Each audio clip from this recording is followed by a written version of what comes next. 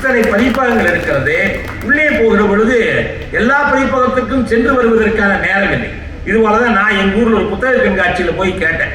இந்த மாதிரி கூட்டத்தில் கேட்டேன், எத்தனை பேருக்கு எழுத படிக்க தெரியும்னு கேட்டேன். எல்லாரும் என்ன பார்த்தாங்க, முறைச்சாங்க. இல்லை, எழுத படிக்க தெரியாத இங்க என்ன வேலை இருக்குதுன்னு கேட்டேன். நான் உடனே சொல்லுங்க அப்படின்னா எல்லாரும் கை தூக்குறேன். அவங்க கிட்ட கேட்டேன், எல்லாருக்கும் எழுத படிக்க தெரியுதா, டெய்லி படிப்பீங்களான்னு கேட்டேன். அவங்க சொன்னாங்க, அதுக்கு நேரம் இல்லைன்றாங்க. உடனே நான் சொன்னேன், ஒரு நாளைக்கு ஒரு வரி தான் முடியும் என்றால் ஒரு ஆத்திசூடியை படியுங்கள். ஒரு வரி. 2 வரிகள் முடியும் என்றால் ஒரு திருக்குறளை படியுங்கள். ஏனென்று கேட்டால், அப்துல் கலாம் ஜனாதிபதியான போது கேட்டார்கள், எந்த மாதிரியான புத்தகத்தை படித்து நீங்கள் இப்படி வந்தீர்கள்? நம்ம நாட்டில் 3 விதமான கல்வி முறை இருக்கிறது. ஒன்று எஜுகேஷன் ஃபார் எக்ஸாமினேஷன், பரீட்சை எழுதி மறந்தலாம். 2வது எஜுகேஷன் ஃபார் எம்ப்ளாய்மெண்ட். 3வது எஜுகேஷன் ஃபார் லைஃப்.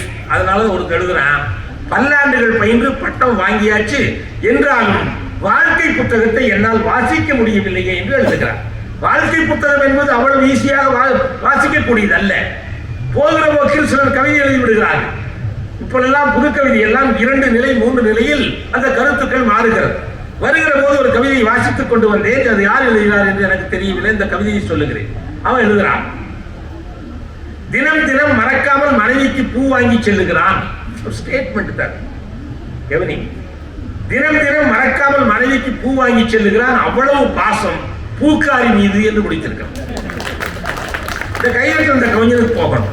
பாருங்க, தினம் தினம் மறக்காமல் மனைவிக்கு பூ வாங்கி செல்லுகிறான், அவ்வளவு பாசம் பூக்காரி மீது என்று முடித்ததும் அவன் மீது ஒரு தவறான எண்ணம் நமக்குள்ள வந்திருக்கா?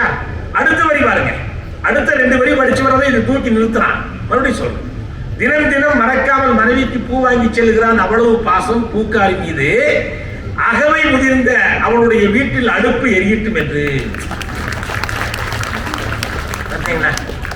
இந்த மாதிரியான புதிய டெக்னிக் இப்பொழுது புது கவிதையில் கொடுத்துருக்காங்க. புது கவிதையில் 2 வரி படிச்சதுமே நமக்கு ஒரு எண்ணம் வேலையாகுது, இன்னொரு 2 வரி படிச்சதையும் மனசு சுத்தமாகும். ஆக அப்துல் கலாம் ஜனாதிபதியானவர் கேட்டாங்க, எந்த மாதிரியான புத்தகத்தை படிச்சு அப்படி வந்தீங்க? அவர் 3 புத்தகத்தை குறிப்பிடுகிறார். 3 புத்தகம் இங்கே இருக்கிறது. 1 வாட்சன் எழுதிய லைட் ஃப்ரம் மெனி லேம்ப்ஸ் என்ற ஆங்கில புத்தகம், அது தமிழ்ல வந்திருக்கிறது. விளக்குகள் பல தந்த ஒளி என்று தமிழ்ல வந்திருக்கு. லைட் ஃப்ரம் மெனி லேம்ப்ஸ் என்ற புத்தகத்தை கட்டாயம் நீங்க படிக்கலாம். நான் படிச்ச ரெக்கமெண்ட் பண்றேன். ஏன்னா உலக சித்தாந்தம் அது உள்ளே வைக்கப்பட்டிருக்கிறது. எந்த பக்கத்தை நீங்கள் திருப்பினாலும் உங்களுடைய நெஞ்சை தைக்கிற, கிழிச்சலை தைக்கிற ஒரு வரி இருக்கும், ஒரு புத்தகம் இருக்கு. லைட் ஃப்ரம் மெனி லேம்ப்ஸ் என்று அப்துல் கலாம் படிச்ச புத்தகம். 2வது கேரல் எழுதிய தி மேன் அன்னோன் என்ற தத்துவ புத்தகம். இந்த 2 புத்தகங்களுக்கு மேலாக நான் திருக்குறளை திரும்ப படித்தேன் என்று கலாம் சொல்லியிருக்கிறார். அப்ப திருக்குறளை நீங்கள் திரும்ப படித்தால் உங்களை புரட்டி போட்ட திருக்குறள் எது என்று கேட்டிருக்கிறார்கள். அதற்கு கலாம் சொன்னாராம், 666வது திருக்குறள் தான் என்னை புரட்டி போட்டது. அது அக்னி சிறகுகள் என்ற புத்தகத்தில், அவருடைய புத்தகத்தில் 2ஆம் பக்கமும் 3ஆம் பக்கமும் குறிப்பிட்டிருக்கும். அதற்கு பிறகு நிறைய திருக்குறளை ஆங்காங்கே சொல்லுவார். ஆனால் அந்த 666 இருக்கிறது. அவரோடு 15-20 வருடங்கள் பழகுகின்ற ஒரு பெரிய பாக்கியம் எனக்கு கிடைத்தது. அவரை பற்றி ஒரு புத்தகம் எழுதியிருக்கிறோம், உலக உத்தமர் கலாம் என்று. அது குமரன் பதிப்பகம் வெளியிட்டு இருக்கிறது. நிறைய அவரோடு பழக்கப்பட்ட ஒரு 27 பேர் எழுதிய அந்த புத்தகம். ஏறக்குறைய அது 50,000 காப்பிகளுக்கு மேலே அது கல்லூரிகளுக்கெல்லாம் போயிருக்கிறது. உலக உத்தமர் கலாம் என்ற புத்தகத்தில் அதை குறிப்பிட்டிருக்க. அப்போ அப்துல் கலாமுக்கு பிடித்த குறள் 666. அது என்ன? எண்ணிய எண்ணியாங்க எய்துவர் எண்ணியில் திண்ணீராக பெறின். நினைக்கிறவங்க சாதிக்கலனா அது திண்மை வேணும், உறுதி வேணும். ஏன்னா சில பேருக்கு முயற்சி இருக்கும், ஆனா அது முனைப்பு இருக்காது. முனைப்பு இருக்கிற முயற்சி தான் ஜெயிக்கும், அதுபோல முனை இருக்கிற ஊசி தான் தைக்கும். அப்ப 2 வரிகள் முடியும் என்றால் ஒரு திருக்குறளை படியுங்கள். 1 வரி முடியும் என்றால் ஒரு ஆத்திசூடியை படியுங்கள். 2 வரிகள் முடியும் என்றால் திருக்குறளை படியுங்கள். 3 வரிகள் முடியும் என்றால் ஒரு முன்னேற்ற சிந்தனையை படியுங்கள். 4 வரிகள் முடியும் என்றால் ஒரு நாலடியாரை படியுங்கள். இதில் எதுவுமே முடியாது என்றால் உடனே செத்து மடியுங்கள் என்று நான் சொல்லிட்டேன்.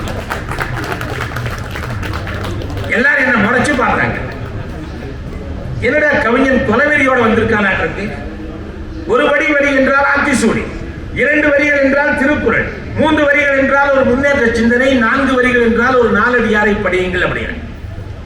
முடியாது என்றால் உடனே செத்துமடின்னு சொன்னது எல்லாம் முறைச்சு பார்த்தாங்க. நான் சொன்னேன் செத்துமடி என்ற வார்த்தையை முதலில் நான் பயன்படுத்தவில்லை, மகாத்மா காந்தி தான் பயன்படுத்தினார். டூ ஆர் டைன்னு சொன்னார்.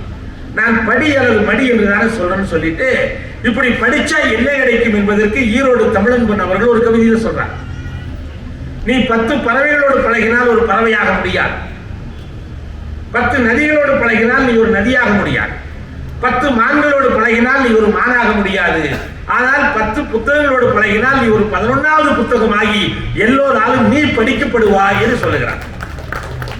இந்த வாசிப்பு ஏன் முன்னேற்றத்திற்கு அறிவுதான் அடிப்படையாக இருக்கிறது. வள்ளுவர் சொல்றார், அறிவு அற்றம் காக்கும் கருவி. இந்த அறிந்து கொள்வதில் வாசிப்பதில் ஒரு 4 நிலை இருக்கிறது. அந்த நிலையில் நாம் வாசிக்கிறோமா என்று யோசித்து பார்க்க வேண்டும். முதல் நிலை அறிதல். அறிதல் என்பது ஆங்கிலத்தில் நோயின்னு சொல்றோம். Knowing is not knowledge, understanding is knowledge. அறிதல் என்பது அறிவல்ல, புரிதல் மட்டுமே அறிவு. அறம் செய்ய விரும்பு என்பது அறிதல். அறத்தை விருப்பத்தோடு செய்ய வேண்டும் என்பது புரிதல். ஒரு பிச்சைக்கார ஒரு ஏழைக்கு செல்லாத நோட்டை போட்டு போனா அதனால எந்த பிரயோஜனம் இல்லை. ஆக இந்த அறம் செய்ய விரும்பு என்பது இருக்குது பாருங்க. உள்ள அரங்கு 286வது அரங்கு உள்ளுக்குள்ள எல்லாரும் கட்டாயம் போய் பாருங்க. அது வாங்குவதற்கல்ல. உலக வரலாறு என்பது வந்து சென்றவர்கள் கணக்கல்ல, பிறருக்கு தந்து சென்றவர்கள் கணக்குத்தான் உலக வரலாறாக இருக்கிறது. அங்கே நீங்கள் தந்து செல்வதற்கு ஒரு வாய்ப்பு இருக்கிறது. சிறைத்துறை மற்றும் சீர்திருத்தத்துறையின் சார்பாக அங்கே டிஐஜி திரு முருகேசன் அவர்கள் இருக்கிறார்கள். என்ன என்று கேட்டால், சிறையிலே இருக்கக்கூடிய சிறைவாசிகள் வாசிப்பதற்காக ஒவ்வொரு சிறைக்கும் புத்தகங்கள் இருக்கிறது. அந்த புத்தகத்தை அவர்கள் வாசித்து புதிய புத்தகங்கள் இல்லை. அதனால்தான் இந்த தமிழக அரசாங்கத்தினுடைய சிறைத்துறையின் முன்னெடுப்பின் காரணமாக நீங்கள் படித்த புத்தகங்கள், நீங்கள் படிக்க வேண்டும் என்று நினைக்கக்கூடிய புத்தகங்கள், உங்க வீட்டில் இருக்கக்கூடிய பழைய புத்தகங்களை எல்லாம் கொண்டாந்து அங்கே கொடுத்தால் அவர்கள் அதை செக்ரிகேட் பண்ணி சிறையில் இருக்கிறார்கள் பாருங்கள். ஏதோ எமோஷனலாக அறிந்தும் அறியாமலும் தெரிந்தும் தெரியாமல் சில தவறுகளை செய்துவிட்டு உள்ளே இருக்கக்கூடிய அந்த சிறைவாசியினுடைய மனதை மாற்றுகிற அவர்களுக்கு ஒரு சீர்திருத்தத்தை கொடுக்கக்கூடிய புத்தக அரங்காக 286 இருக்கிறார். ஆகவே நீங்கள் உங்களுடைய புத்தகத்தை ஒரு புத்தகத்தையாவது டொனேஷன் கொடுக்கிறது நல்லது. ஏன்னா அது ஒருத்தருடைய வாழ்க்கையை மாற்றும்.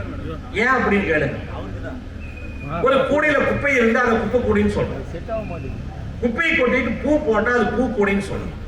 அப்போ உள்ள இருக்கிறது தான் விஷயம். அதுபோல நம்முடைய மனசுக்குள்ள என்ன இருக்குதோ அதுதான் உலகத்தை மாத்துது. அதான் சாதனை.